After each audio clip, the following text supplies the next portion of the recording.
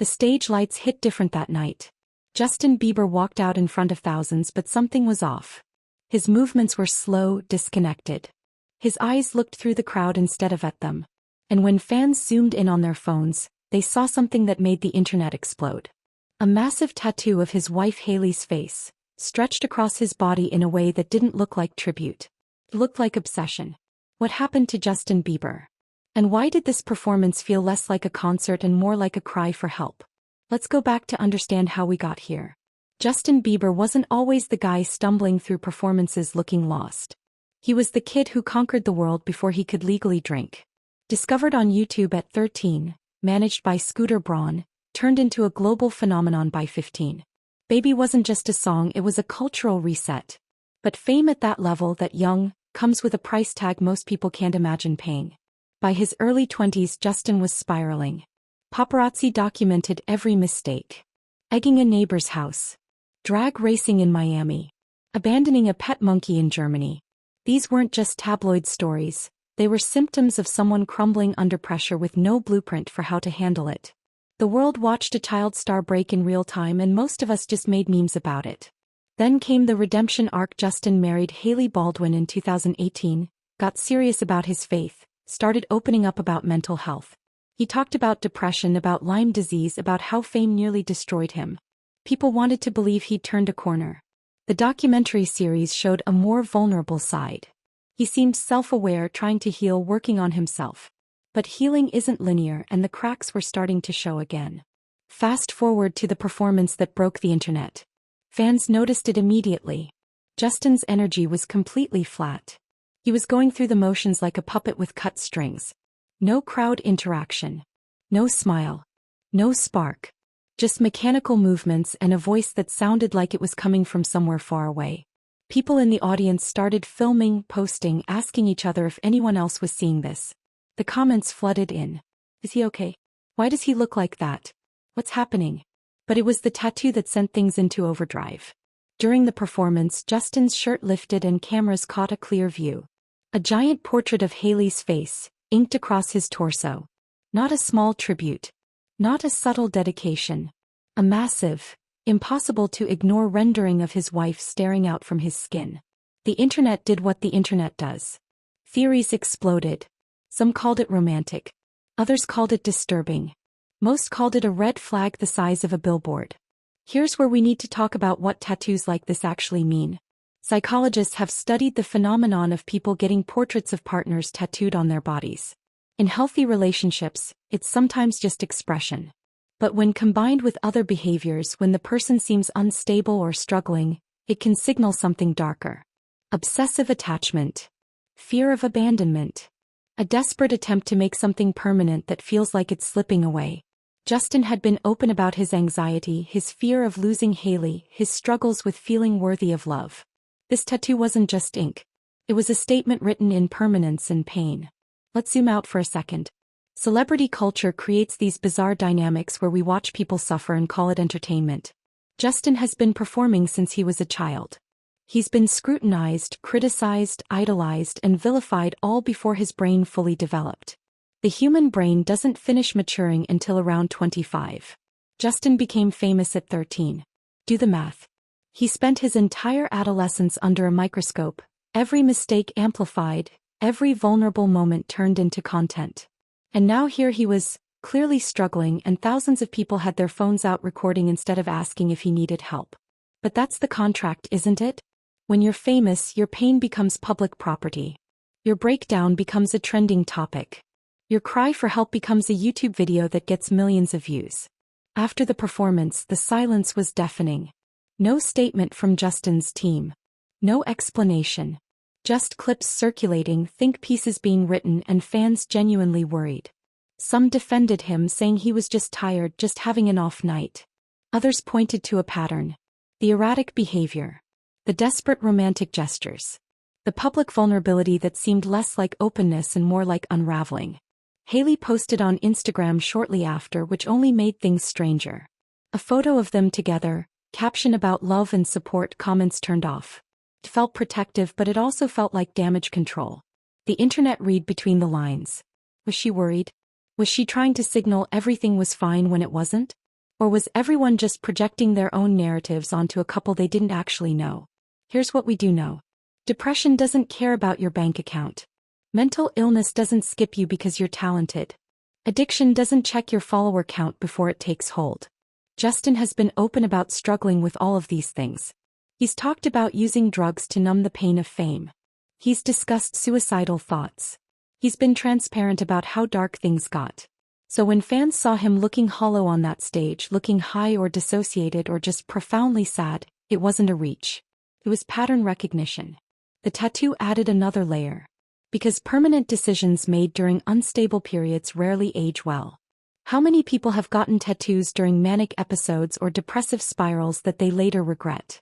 How many grand romantic gestures are actually red flags disguised as devotion? Justin getting Hailey's face tattooed that large, that visible, during a time when he clearly seemed unwell, it raised questions about judgment, about support systems, about whether anyone around him was willing to say no. Let's talk about enablement.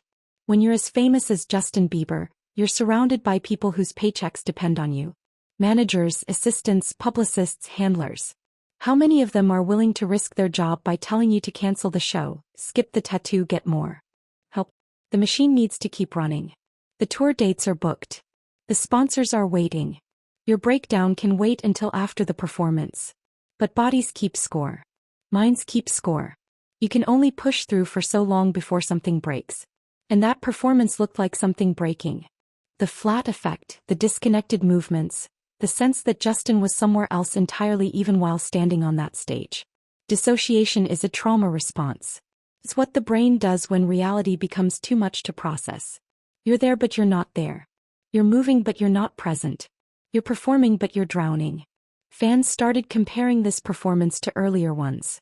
Pulling up clips from the Purpose Tour, from the Believe Tour, from when Justin looked alive on stage. The difference was stark. This wasn't just an off night. This was someone who looked like they'd rather be anywhere else, doing anything else. Or maybe someone who was so far inside their own pain that the crowd of thousands might as well have been empty. The conversation shifted. People started sharing their own experiences with depression, with looking fine on the outside while falling apart inside. They talked about high-functioning mental illness, about how someone can seem okay and be actively suffering. The comments sections became support groups. But they also became echo chambers of speculation, of armchair diagnosis, of people convinced they knew exactly what was happening based on a few minutes of video. Here's the thing though. We don't know. We don't know if Justin was high during that performance or just exhausted. We don't know if the tattoo was impulsive or planned. We don't know if his marriage is struggling or stronger than ever.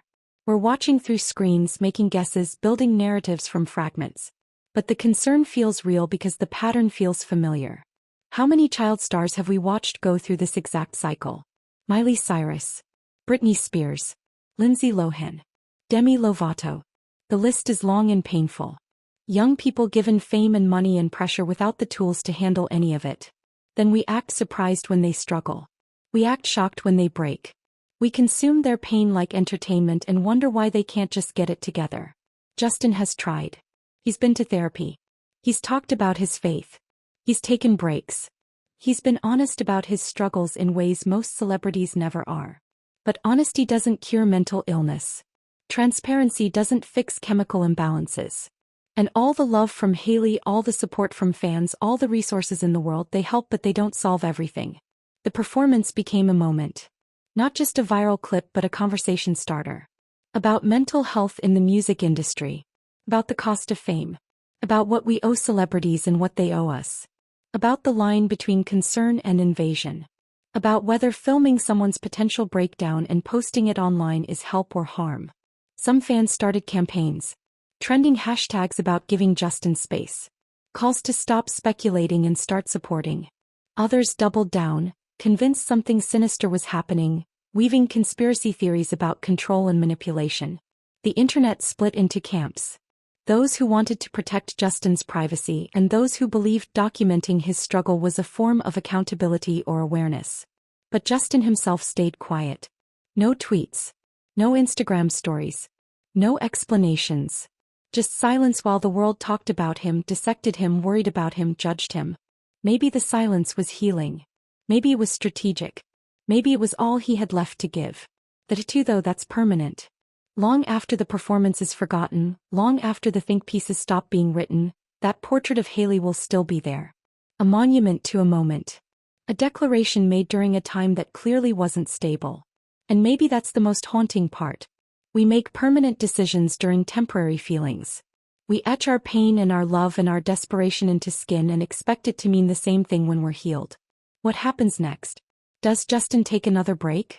Does he address the performance? Does he get help or keep pushing through? We don't know. We're not entitled to know. But we'll probably keep watching because that's what we do. We watch famous people struggle and call it concern. We analyze their pain and call it commentary. We build content from their suffering and wonder why they seem so hollow. Here's what I hope happens. I hope Justin is surrounded by people who love him more than they love his fame. I hope Hailey is his partner, not his savior. I hope he gets whatever help he needs, takes whatever time he needs, says no to whatever he needs to say no to. I hope the tattoo becomes a reminder of survival instead of a monument to struggle. I hope he finds peace. But hope doesn't pay bills or fill arenas or satisfy record labels. Hope doesn't trend on Twitter or get clicks or make headlines. So the machine will keep turning and Justin will keep being asked to perform, literally and figuratively, until he can't anymore or until he finds the strength to stop. That night, that bizarre performance, that weird tattoo, they're all symptoms of something bigger. A system that breaks young people and profits from the pieces. A culture that demands vulnerability but mocks pain. An audience that says they care while recording everything. Justin Bieber is one person, but he represents something we all participate in. The consumption of celebrity suffering. The normalization of breakdown as content. So maybe the question isn't what's wrong with Justin. Maybe the question is what's wrong with us. Why do we watch people drown and call it entertainment? Why do we demand authenticity but punish honesty? Why do we create stars out of children and act surprised when they can't handle the heat? That performance was uncomfortable to watch because it felt real. The emptiness, the exhaustion, the sense that someone was barely holding on. It wasn't theatrical. It wasn't planned. It was just sad. And we turned it into content anyway because that's what we do. Justin Bieber walked off that stage eventually. The lights went down. The crowd went home. The videos stayed online. And somewhere, a young man with too many tattoos and too much pressure looked in the mirror and tried to recognize himself. That's the real story. Not the spectacle. Not the theories. Just a human being struggling, surviving, trying to figure out who they are when the world won't stop watching.